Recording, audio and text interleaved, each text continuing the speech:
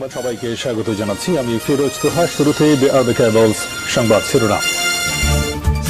বাংলাদেশের সর্বশেষ গুরুত্বপূর্ণ আপডেট সংবাদে আপনাকে স্বাগত। শুরুতেই সংবাদ শিরোনাম, পরে বিস্তারিত।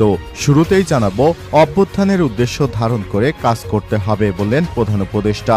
অন্তর্বর্তীকালীন সরকারের উদ্দেশ্য এবং কার্যক্রম সফল করতে মাঠ প্রশাসনকে সক্রিয় ভূমিকা পালনের নির্দেশনা দিয়েছেন প্রধান উপদেষ্টা ডক্টর মোহাম্মদ ইউনূস। আজ প্রধান উপদেষ্টার কার্যালয় থেকে ভার্চুয়ালি মাঠ প্রশাসনের সঙ্গে মতবিনিময় সভায় তিনি এই নির্দেশনা দেন।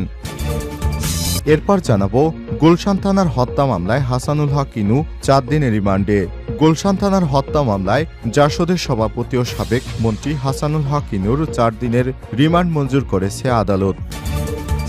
এদিকে শেখ হাসিনা সহ 9 জনের বিরুদ্ধে ট্রাইব্যুনালে গুমের লিখিত অভিযোগ জমা দিলেন মাইকেল চাকমা। শেখ হাসিনাকে প্রধান আসামি করে 9 জনের বিরুদ্ধে আন্তর্জাতিক অপরাধ ট্রাইব্যুনালে গুমের লিখিত অভিযোগ জমা দিয়েছেন মাইকেল চাকমা। আজ আন্তর্জাতিক অপরাধ ট্রাইব্যুনালে এই অভিযোগ জমা দেন তিনি।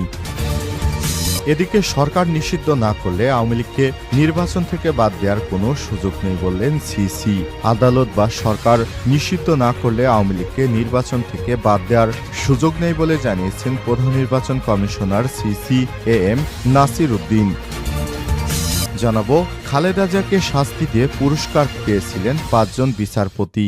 সাবেক প্রধানমন্ত্রী বেগম খালেদা জিয়াকে অন্যায়ভাবে সাজা দিয়ে পুরস্কৃত হয়েছেন 5 জন বিচারপতি। তাদের মধ্যে 3 জেলা ও দায়রা জজ হয়েছে হাইকোর্টের বিচারপতি, আর 2 জন হাইকোর্ট বিচারক পদোন্নতি পেয়েছেন সুপ্রিম কোর্টের আপিল বিভাগের।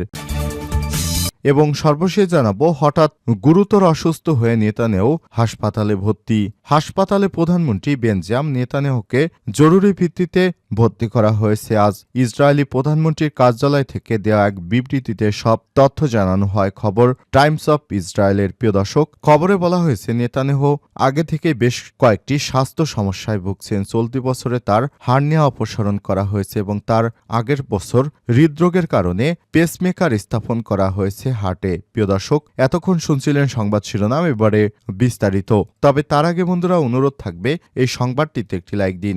এই চ্যানেলে আপনি নতুন হয়ে থাকলে আমাদের সংবাদটি দেখতে দেখতে চ্যানেলটি সাবস্ক্রাইব করে রাখুন, যাতে করে বন্ধুরা আমাদের পরবর্তী লেটেস্ট আপডেট সংবাদগুলো সবার আগে আপনার কাছে পৌঁছে যায়। কমেন্ট করে আপনার মূল্যবান মতামত জানিয়ে দিন আপনি বিশ্বের কোন দেশ থেকে বা বাংলাদেশের কোন স্থান থেকে আমাদের সংবাদটি দেখছেন এবং শুনছেন।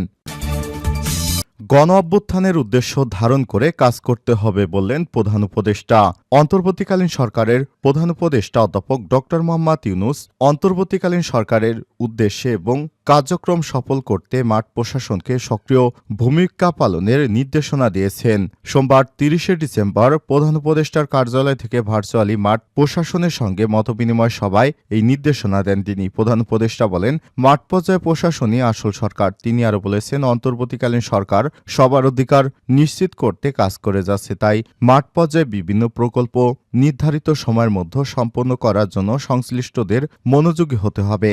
সবাই প্রধান উপদেষ্টার উল্লেখ করেন, পুলিশের যারা বিভিন্ন অপরাধে জড়িত তাদের অবশ্যই শাস্তির আওতায় আনা হবে। পাশাপাশি নতুন শিক্ষাবর্ষের শুরুতেই শিক্ষার্থীদের মধ্যে শৃঙ্খলাবদ্ধভাবে বই বিতরণের নির্দেশনা দিয়েছেন তিনি।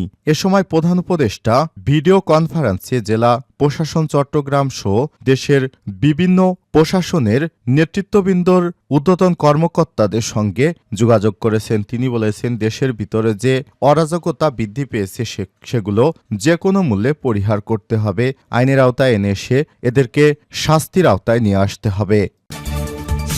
গুলশান থানার হত্যা মামলায় হাসানুল হক ইনু 4 দিনের রিমান্ডে। গুলশান থানার হত্যা মামলায় জাসদের সভাপতি সাবেক মন্ত্রী হাসানুল হক ইনুর 4 দিনের রিমান্ড মঞ্জুর করেছে আদালত। সোমবার 30 ডিসেম্বর ইনুকে আদালতে হাজির করে মামলার সুষ্ঠু তদন্তের স্বার্থে 10 দিনের রিমান্ড আবেদন করে মামলার তদন্ত কর্মকর্তা ডিবির গুলশান জোনাল টিমের উপপরিদর্শক আবু জাফর বিশ্বাস। অন্যদিকে আসামির রিমান্ড বাতিল চেয়ে শুনানি করে আসামি পক্ষের আইনজীবীরা রাষ্ট্রপক্ষের public prosecutor Omar Faruqi remand চেয়ে আবেদন করেন। উভয় পক্ষের শুনানি শেষে ঢাকার মেট্রোপলিটন ম্যাজিস্ট্রেট শরীফুর রহমান তার 4 দিনের রিমান্ড মঞ্জুর করেছেন। ইনুর আইনজীবী শুনানিতে আদালতকে বলেন, রাজনৈতিক কারণে হাসানুল হক ইনুকে হয়রানি করার জন্য এই মামলায় আসামি করে রিমান্ড চাওয়া হয়েছে। এ মামলায় রিমান্ড না দেওয়ার অনুরোধ করছি, প্রয়োজনে জেল গেটে জিজ্ঞাসাবাদ করেন। এ সময় তদন্ত কর্মকর্তা আদালতকে বলেন, আসামি ইনু হত্যা মামলায় 9 নম্বর আসামি হত্যাকাণ্ডের সময় নীতি নির্ধারণী পর্যায়ে তার ভূমিকা ছিল। মামলার সত্য উদ্ঘাটনের জন্য তার 10 দিনের রিমান্ডে নেওয়া প্রয়োজন। অন্যদিকে পাবলিক প্রসিকিউটর ওমর ফারুক ফারুকী বলেন, ইনু এ মামলার এজাহারভুক্ত আসামি। ইনুদের মতো 14 দলীয় জোটের নেতাদের ইন্ধনে শেখ হাসিনা এত বড় গণহত্যা চালিয়েছে, তাই তার সর্বোচ্চ রিমান্ড প্রার্থনা করছি।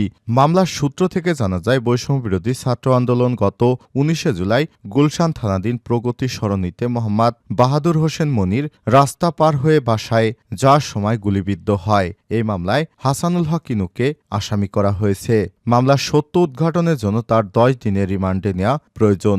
এই ঘটনায় 30 সেপ্টেম্বর নিহতের পিতা মোহাম্মদ আবু জাফর রাজধানীর গুলশান থানায় শেখ হাসিনা সহ 105 জনের নামে একটি হত্যা মামলা দায়ের করেন। মামলার এজাহার সূত্র থেকে জানা যায়, বৈষম্যবিরোধী ছাত্র আন্দোলনে গত 19 জুলাই গুলশান থানাধীন প্রগতি সরণি মোহাম্মদ বাহাদুর হোসেন মনির রাস্তা পার হয়ে বাসায় যাওয়ার সময় গুলিবিদ্ধ হন। পরে তাকে উদ্ধার করে হাসপাতালে নেওয়ার পর চিকিৎসক তাকে মৃত ঘোষণা করেন। শেখ হাসিনা সহ 9 জনের বিরুদ্ধে ট্রাইব্যুনালে গুমের লিখিত অভিযোগ জমা দিলেন মাইকেল চাকমা। শেখ হাসিনাকে প্রধান আসামি করে 9 জনের বিরুদ্ধে আন্তর্জাতিক অপরাধ ট্রাইব্যুনালে গুমের লিখিত অভিযোগ জমা দিয়েছেন মাইকেল চাকমা। সোমবার 30 ডিসেম্বর সকালে আন্তর্জাতিক অপরাধ ট্রাইব্যুনালে এই অভিযোগ জমা দেন তিনি। এ সময় তিনি গুমের সময় যেই গামছা দিয়ে তার হাত পা বাঁধা হয়েছিল সেটিও ট্রাইব্যুনালে দাখিল করেন এই United Peoples Democrat Front UPDF এর নেতা। এ সময় তার সঙ্গে ছিলেন বিশিষ্ট নৃবিজ্ঞানী অধ্যাপক রেহে নুমা আহমেদ। জানা গেছে 2019 সালের 9 এপ্রিল নারায়ণগঞ্জের কাশপুর এলাকা থেকে সাংগঠনিক কাজ শেষ করে ঢাকায় ফেরার পথে মাইকেল চাকমা গুমের শিকার হন। মাইকেল চাকমাকে উদ্ধারের দাবিতে ইউপিডিএফ ও তার সহযোগী সংগঠন প্রগতিশীল ও মানবাধিকার সংগঠন, শিক্ষক, নাগরিক সমাজ সহ পরিবারের লোকজন বিভিন্ন কর্মসূচি পালন করছেন। অ্যামনেস্টি ইন্টারন্যাশনাল সহ মানবাধিকার নিয়ে কাজ করা ব্যক্তিরাও উদ্বেগ প্রকাশ করেছে। মাইকেল চাকমার সন্ধান নেওয়ার জন্য সরকারের কাছে দাবি জানিয়ে আসছিল তারা। পাশাপাশি নারায়ণগঞ্জ থানার অভিযোগে দায়ের ও মাইকেলের সন্ধান চেয়ে পরিবারের পক্ষ থেকে হাইকোর্টে রিট পিটিশন দাখিল করা হলেও তাকে উদ্ধারে কোনো পদক্ষেপ নেয়নি বিগত শেখ হাসিনা। হাসিনা সরকারের পতনের পর দীর্ঘ 5 বছর 3 মাস পর 7 আগস্ট অবরুদ্ধ দশা থেকে মুক্তি পান মাইকেল চাকমা। ওই দিন ভোরের দিকে চট্টগ্রামের একটি স্থানে তাকে চোখবাঁধা অবস্থায় ছেড়ে দেওয়া হয়। সরকার নিষিদ্ধ না করলে আওয়ামী লীগকে নির্বাচন থেকে বাদ দেওয়ার সুযোগ নেই বললেন সিসি। আদালত বা সরকার নিষিদ্ধ না করলে আওয়ামী লীগকে এই নির্বাচন থেকে বাদ দেওয়ার কোনো সুযোগ নেই বলে জানিয়েছেন প্রধান নির্বাচন কমিশনার সিসি এম নাসির উদ্দিন। সোমবার 30 ডিসেম্বর সকালে চট্টগ্রাম সার্কিট হাউসে বিভাগের নির্বাচন কর্মকর্তাদের সঙ্গে মতবিনিময় সভায় এমন মন্তব্য করেন তিনি। সিসি বলেন, আওয়ামী লীগ যেহেতু নিবন্ধিত রাজনৈতিক দল, তাই রাজনৈতিকভাবে বা আদালত নিষিদ্ধ না করলে নির্বাচনে আসতে কোনো বাধা নেই। সুষ্ঠু গ্রহণযোগ্য নির্বাচন করতে কমিশন বদ্ধপরিকর।